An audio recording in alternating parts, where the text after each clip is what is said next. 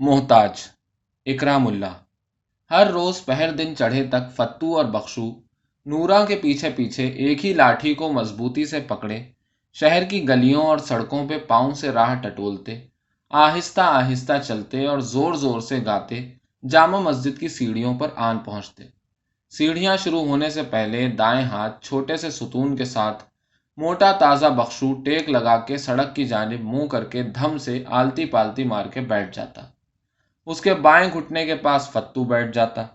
नूरा उनके घुटनों तले लाठी लिटा के और सिल्वर का पियाला उनके सामने रख के जरा परे जमीन पर दरी बिछा के बैठे पीतल के हम्माम में गर्मा गर्म चाय बेचने वाले के पास चाय लेने चली जाती। टप टप करके टांगे गुजरते रहते, टौ टौ करती मोटरें धूल उड़ाती आगे बढ़ती रहती। जवान मजबूत कदमों की चाप, सड़प सड़प करते बूढ़े, पाँव में उड़से हुए खूसड़ों की आवाज, स्कूल जाते हुए बच्चों के चहचहे, हर शोर उनके कानों की छलनी से छन के गुजरता रहता और उनके कान छनन से प्याले में सिक्का गिरने की आवाज के इंतजार में लगे रहते। जामा मस्जिद की सीढ़ियों पर फकीरों का एक हुजूम का हुजूम सारा दिन अपनी अपनी किस्मत के इंतजार में जमा रहता। कोई पास से गुजरने वाले से एक जाती सी दरख्वास्त करके खामोश हो जाता। कई राहगीरों को ताक ताक के चंद कदमों तक उनके पीछे लपकते चले जाते और फिर वापस सीढ़ियों के करीब लौट आते। कोई महज तस्वीर इल्तिजा बना खड़ा हर किसी के सामने पियाला बढ़ा देता। कोई रिकॉर्ड की फंसी हुई सुई की तरह एक ही नातिया मिसरा बार बार दोहराया जाता। कोई आयात कुरानी की तर्ज पर कुछ अनाप शनाप निहायत खुशू व खुजू से किरत किए जाता। कुछ मांगने से बेनियाज टांग पे टांग धरे आराम से सीढ़ियों पर बैठे अपने चीथड़े सी रहे होते और कुछ अपने तार तार बदरंग कंबल और बदहैयत गोदड़ियां जीने की दीवार पे सूखने के लिए डाल के बैठे ऊँगते रहते। इस सारे हंगामे में फत्तू और बख्शू फेफड़े फुला फुला के दे जाया राह खुदा तेरा मौला बूटा लावेगा की सदा इस जोर से लगाते कि सारे फकीरों पर छा जाते। चाय वगैरह पी पिला के नूरा बख्शू के दाएं घुटने से घुटना मिला के बैठ जाती और शायद उनका दिल रखने के लिए बाज वक्त उनकी आवाज में आवाज मिला देती। बख्शू उन दोनों के दरमियान बड़े एतमाद और ठाठ से मुतमक्किन होता।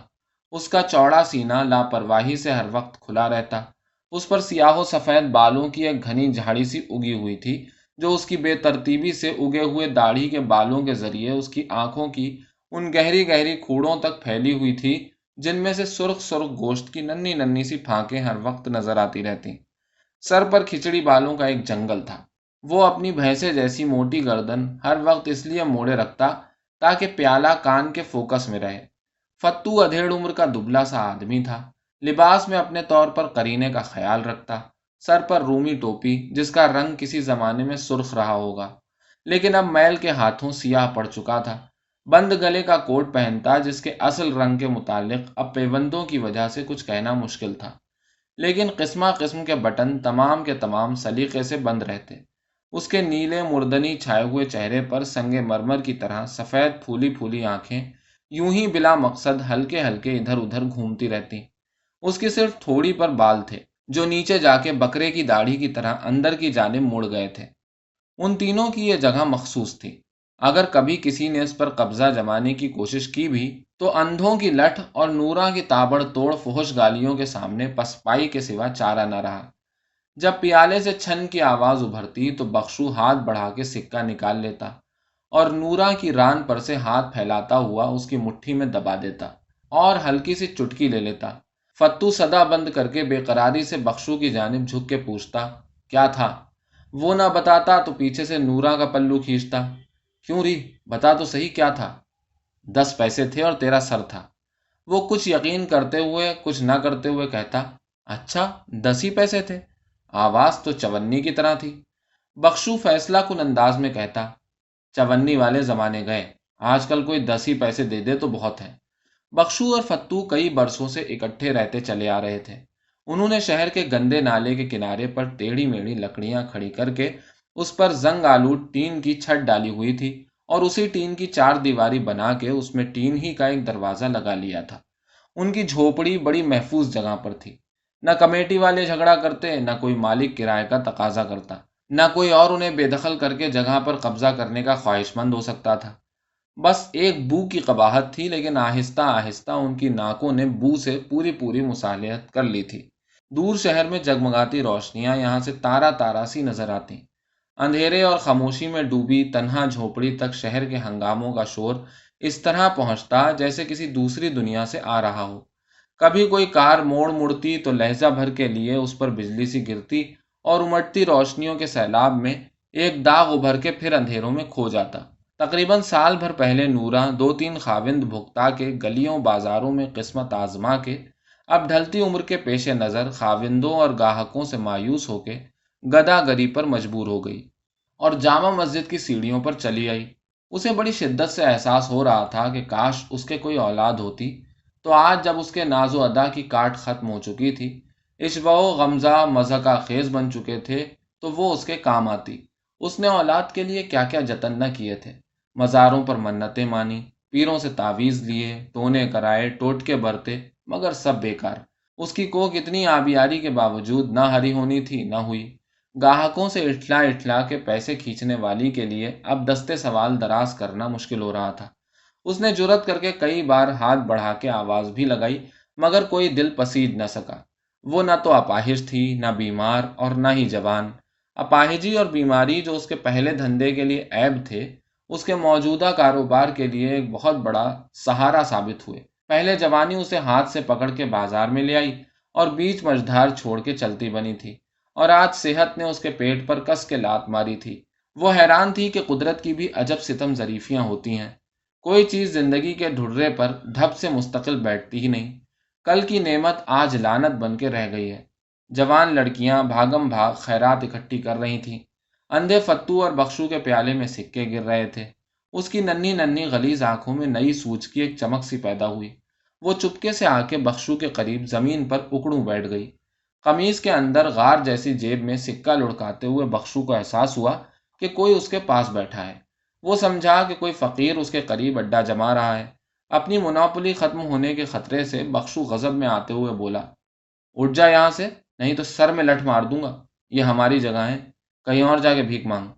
فتو نے حکم لگایا، چل بھائی اپنا رستہ ناپ، یہاں ہمارے سوا کوئی اور بھیک نہیں مانگ سکتا۔ نورا نے آواز میں لجاجت پیدا کرتے ہوئے کہا، اے بھائیوں، میں کوئی فقیر تو نہیں، یوں ہی ذرا سستانے بیٹھ گئی تھی۔ پھر کھسکتے ہوئے بولی، لو تم ناراض ہوتے ہو تو پرے ہٹ جاتی ہوں۔ فتو بخشو اس جانب سے مطمئن ہو کے پھر لہک لہک کے صدا لگانے میں مشغول ہو گئے۔ اتنے میں کوئی راہگیر ان کے پیالے کی طرف سکہ اچھال کے آگے بڑھ گیا۔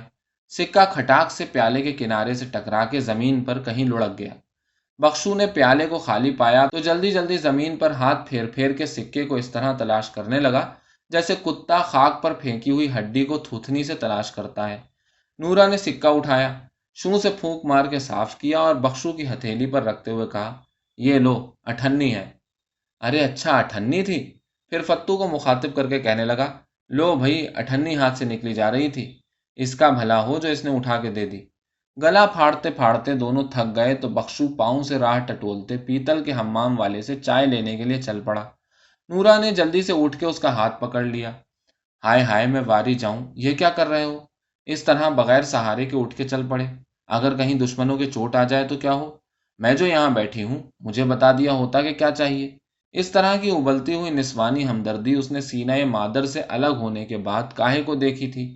وہ تو انسانیت سے اپنا قرض محض چند سکوں کے چھناکے میں وصول کرنے کا عادی تھا، اور اس پر بخشو اور انسانیت دونوں مطمئن تھے۔ نسوانی ہاتھوں کا ناشنا لمس، آواز کا محبت بھرا لہجہ اسے تلذذ کے تلاطم میں ایک تنکے کی طرح بہا کے لے گیا۔ اس کی کھوڑوں کی گلابی پھانکیں زور زور سے پھڑپھڑا رہی تھیں۔ آج پہلی مرتبہ ایک جذبہ بڑی شدت سے ان کھوڑوں کے اندر تڑپ رہا تھا کہ یہ کسی طرح بھگ سے کھل جائیں اور ہر چیز اس کے سامنے نور میں نہا جائے۔ حیران و ششدر بخشو کسی جادو نگری کے چوراہے پہ کھڑا بھینسے کی طرح ہانپ رہا تھا۔ میں چائے۔ نورا نے بازو پکڑ کے نشست کی طرف راہبری کرتے ہوئے کہا، تم یہاں آرام سے بیٹھ جاؤ، میں تمہارے لیے چائے لاتی ہوں۔ نورا اس روز رات کو بخشو اور فتو کے ہمراہ ان کی جھونپڑی میں پہنچ گئی۔ اب روزانہ مسجد کی جانب روانہ ہونے سے پہلے نورا بڑے اہتمام سے ٹین کے دروازے کو تالا لگا کے چابی ازار بند میں باندھ لیتی۔ شام کو واپس چلتے تو راستے میں نورا آٹا دال وغیرہ خریدتی اور آ کے جھونپڑی کے اندر ہی ہنڈیا چڑھا دیتی۔ اس سے ایک تو جھونپڑی گرم ہو جاتی، دوسرے چراغ کا خرچ بچ رہتا۔ کھانا تیار ہو جاتا تو دونوں کو پکڑ کے چولہے کے پاس لے آتی، پیالوں میں دال ڈال کے ان کے آگے رکھ دیتی اور روٹیاں ان کے ہاتھوں میں تھما دیتی۔ وہ پہلے ہاتھ سے ٹٹول کر پیالے کے محلے وقوع سے واقف ہوتے، پھر انہیں زمین پر ٹھیک سے جما کے رکھتے اور شڑاب شڑاب کھانا شروع کر دیتے۔ کھانے کے بعد نوراں انہیں دن کی آمد خرچ کا حساب بتاتی، جو کچھ بچتا اس میں سے ایک حصہ فتو کی ہتھیلی پر رکھ دیتی اور اپنا اور بخشو کا حصہ خود سنبھال لیتی۔ فتو سکوں کو ٹٹول ٹٹول کے گنتا اور عموماً احتجاج کرتا، آج تو جمعہ تھا، 8 آنے حصے آنے چاہیے تھے، یہ تو صرف 4 آنے ہیں۔ نوراں آواز میں مصنوعی بیچارگی پیدا کرتے ہوئے کہتی، ایک تو اسے پکا پکا کے کھلاؤ، پھر بے ایمانی کی تہمتیں سنو، میری تو قسمت ہی ایسی ہے۔ بخشو اپنی نوراں پر اس طرح ظلم ہوتے دیکھ کر غصے میں آپے سے باہر ہو جاتا، حرام زادے، ہمیں بے ایمان سمجھتا ہے؟ کتے کمینے، نکل جا یہاں سے، ابھی اپنا بستر اٹھا اور دفع ہو جا۔ فتو دوہرا ہوا، دونوں ہاتھ سامنے پھیلائے، بھیگی بلی بنا آہستہ آہستہ اپنی کھاٹ کی طرف چل پڑتا۔ نوراں کے چہرے پر فتح کی مسکراہٹ پھیل جاتی، وہ نوٹوں کی پوٹلی نیفے میں اڑستے ہوئے ایک ہاتھ بخشو کے کندھے پر پیار سے رکھتے ہوئے کہتی، چلو جانے دو، یہ تو اپنی عادت سے مجبور ہے۔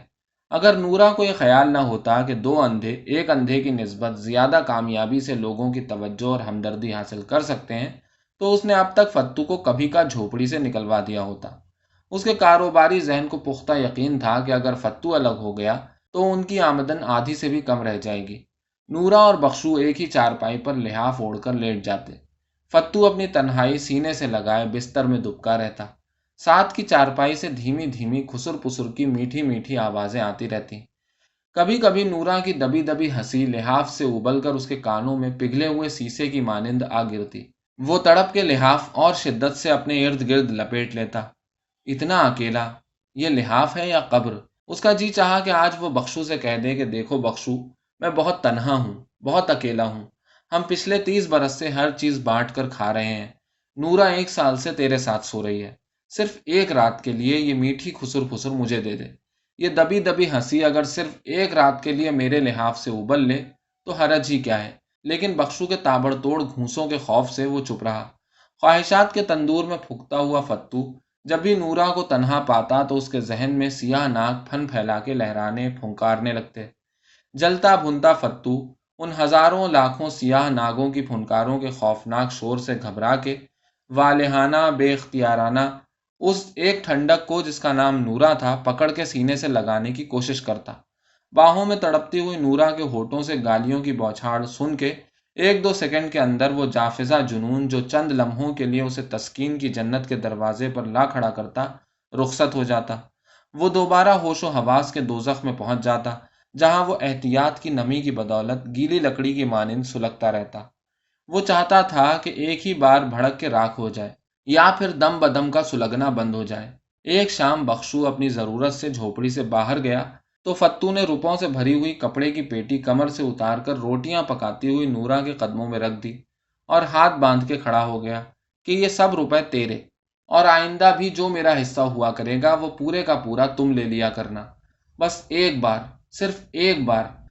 ایک دفعہ نورا کا ہاتھ روپوں کی جانب بڑھا، پھر یہ سوچ کر ارادہ بدل دیا کہ اول تو فتو یہ روپے لے کر کہاں جا سکتا ہے، جب چاہوں اڑا لوں، اور دوسرے فتو کو ذرا بھی ڈھیل دی تو بکھر جائے گا اور اس کے مطالبات بڑھتے چلے جائیں گے۔ اس طرح بخشو کو پتہ چل کے رہے گا اور تمام بنا بنایا کھیل بگڑ جائے گا۔ اب تو قسمت سے یہ دروازہ مل گیا ہے، دوسرا دروازہ کہاں ڈھونڈتی پھروں گی؟ آج نورا نے شاید اس کے جذبے کی شدت کا احترام کرتے ہوئے نہایت اطمینان سے سمجھاتے ہوئے کہا، فتو، یہ لو اپنے روپے، تمہیں اچھا بھلا معلوم ہے کہ میں بخشو کی گھر والی ہوں، پھر کیوں ایسی باتیں کرتے رہتے ہو؟ تمہارا کوئی اس سے نکاح تھوڑا ہی ہوا ہے، اور میں کوئی روز روز کے لیے تو نہیں کہتا، صرف ایک بار۔ میں تمہیں پہلے بھی کئی بار کہہ چکی ہوں کہ اگر تم باز نہ آؤگے تو میں بخشو کو بتا دوں گی، بلا وجہ تمہارا جھگڑا ہوگا اور نتیجہ اچھا نہیں ہوگا، کبھی تو عقل کی بات کیا کرو۔ فتو کو ایک دم غصہ آ گیا، اس کی ابلی ابلی سفید بنٹوں جیسی آنکھیں زور زور سے تھرکنے لگیں، آواز دبانے کی پوری کوشش کے باوجود اس کے بھچے ہوئے دانتوں اور کف آلود ہونٹوں سے چیخ سی نکل گئی، عقل عقل عقل، عقل کی بچی، حرام زادی کتی۔ فتو کا غصہ کم ہوا تو مایوسی کی اتھاہ گہرائیوں میں کھو گیا۔ آج نہ تو تنہائی کا شعور تھا، نہ بے کسی کا احساس، نہ حسد، نہ جلن، نہ کسی کے آگے ہاتھ بڑھ جانے کا غم، نہ اپنے پیچھے رہ جانے کا دکھ۔ اس کے ہر جذبے، ہر خواہش، ہر امنگ کی موت ہو چکی تھی۔ نورا کے آج کے انکار نے اس کی شخصیت کو پرزے پرزے کر کے تند و تیز ہواؤں میں اڑا دیا۔ اس نے کئی بار اپنے ذہن میں اپنے آپ کو تلاش کرنے کی کوشش کی، مگر ناکام رہا۔ ساتھ والے لحاف سے ابلتی ہوئی ہنسی اس پر اس طرح پڑ رہی تھی جیسے پتھر پر پانی۔ اس واقعے کے بعد فتو نورا سے بالکل لا تعلق ہو گیا۔ اس کا جسمانی قرب اور تنہائی اس کے جذبات میں کوئی ہلچل پیدا نہ کرتی۔ اس نے بخشو کو تجویز دی، نورا خوامخواہ کی حصے دار بنی ہوئی ہے، ہمیں اسے ساتھ رکھنے سے کیا حاصل؟ اسے نکال باہر کریں اور ہم مزے سے پہلے کی طرح بھٹیارن کے ہاں کھانا کھایا کریں گے۔ بخشو نے درستی سے کہا، تم ہمارے ساتھ نہیں رہنا چاہتے تو کنارہ کرو، اپنا بستر اٹھاؤ اور کسی دوسری جگہ چلے جاؤ۔ فتو کے لیے یہ ٹکا سا جواب سن کر سوائے صبر کے اور کوئی چارہ نہ رہا۔ ایک روز ان کی ٹولی حسب معمول شہر کا چکر کاٹتی ہوئی جامع مسجد کی سیڑھیوں پر پہنچی تو دیکھا کہ ان کی جگہ پر 18-19 سال کا ایک اندھا لڑکا لاٹھی کے سہارے کھڑا نہایت پرسوز آواز میں کملی والے بلالو مدینے مجھے گا رہا ہے۔ پہلے بھی کبھی کبھار ایسا ہو جاتا تھا کہ کوئی بھولا بھٹکا گداگر غلطی سے ان کی جگہ پر آ بیٹھتا تو یہ اسے فوراً بھگا دیتے۔ آج بھی بخشو نے ہانک لگائی، چل کھسک یہاں سے، یہ ہماری جگہ ہے۔